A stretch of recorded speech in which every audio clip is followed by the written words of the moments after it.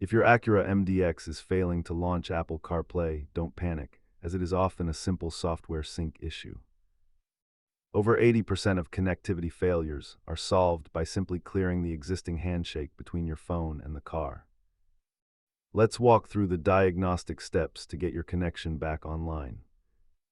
Start by removing the Acura from your phone settings, clearing the device list in the car, and performing a full power cycle. If the software reset fails, inspect your cable for fraying and ensure your USB port is free of pocket lint or debris. Try these DIY fixes before spending money at the dealership for a firmware flash or hardware repair. Data shows that bad cables are the leading cause of connection drops, followed by sync errors and rare internal hardware failures.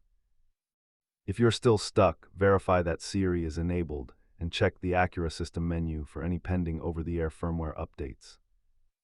Keep a small toolkit in your glove box with compressed air and a high-quality cable to prevent these issues from recurring. Remember that technology is built to connect us, but sometimes a clean start is the best way to get back on track. If this helped you reconnect, hit like and subscribe for more Acura troubleshooting tips.